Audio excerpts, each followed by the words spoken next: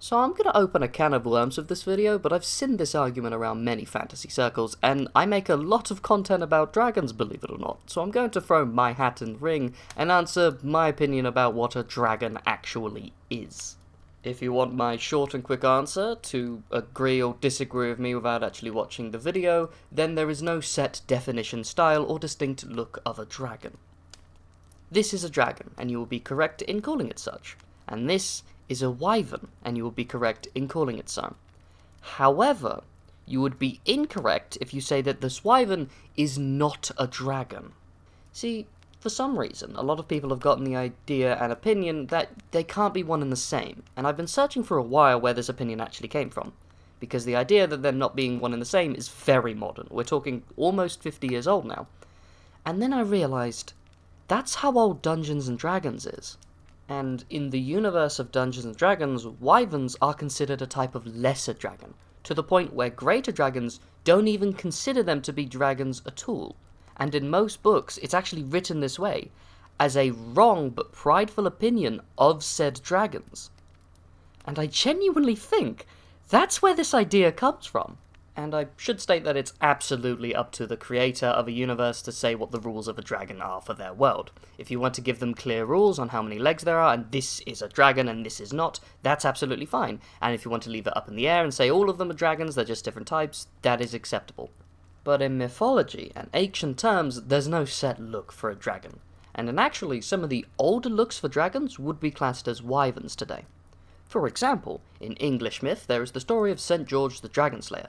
The dragon has absolutely no description in this tale, and most of the time do not have any form of consistency when it comes to their art, but the majority of the art at the time depicts the dragon with only having one pair of legs, with some with the occasional 4. There's no consistency though, but all of them were considered dragons. In Anglo-Saxon mythology, there's the tale of Beowulf, and the third monster he faces in his epic is in fact a dragon. And again, they're never given a description of its body or its limbs, but it does state that it has the ability to breathe fire, and that's what makes it a dragon. It also has a venomous bite in the tail, which is a bit unusual by dragon standards. And as another example of a dragon that does not look like the typical European dragon is the Asian dragon, which actually has hair and lacks any form of wings, yet can fly all the same. They act more like gods in mythology than wild beasts or monsters. Yet, I think no one would actually argue that they are not dragons, because it would be a little racist to dictate to many cultures that are thousands of years old that their own mythology is wrong because our newer one no longer agrees with it. Another culture that has a different type of dragon is the Americas, with the god Quetzalcoatl, although he also has many other names I should note, who is just a snake with feathered wings and feathers all along his body. So it seems that they can even be classed as dragons without having just scales. They can have scales, of course, but they can also have hair or feathers, but most tend to have scales as a base and anything else attached to their body. So at this point, I thought the idea was a modern one, that what classes as a dragon and what doesn't is a very modern fantasy. But then I realised something. In The Hobbit by Tolkien, who's considered the father of modern fantasy, he describes Smaug the dragon thusly: as a reddish-gold dragon with bat-like wings, sharp teeth and claws, and on his belly, which everyone knows is the usual dragon's weak spot, he has crusty coating of old treasure that's stuck to him like an extra set of scales. Not once does he give a description of his anatomy other than his belly, which makes the film's depiction of Smaug accurate, and to some would make him class as a wyvern. But he's very much a dragon.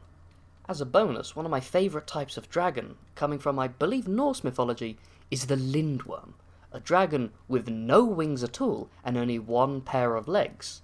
And in reality, it basically just looks like a snake with legs that's massive. They usually spit acid and have corrosive, acidic blood that burns anything it touches as a defense mechanism, and sometimes they are even aquatic, able to swim vast distances and are usually better underwater, but that's not most of them, I should note. So, in short, it is very universe-specific, but at the end of the day, when it comes to mythology and this world's type of dragons, do not view them as a specific species, but more so as a class of creature or a scientific name. Plus, there are actually more examples in pop culture now of what we would now class as wyverns being dragons.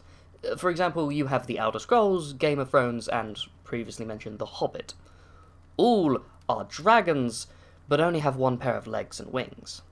And so, there you have it. That is my answer on what a dragon is. So, please stop telling me that the dragons in Century are actually wyverns. They are both. Stop asking me questions or giving me, I'm ending the stupid question about Century of what actually is a dragon and are the ones in the game dragons or not. They are dragons. Stop asking this question. It's over. I've finished the argument. We're done. Goodbye. Have a good day.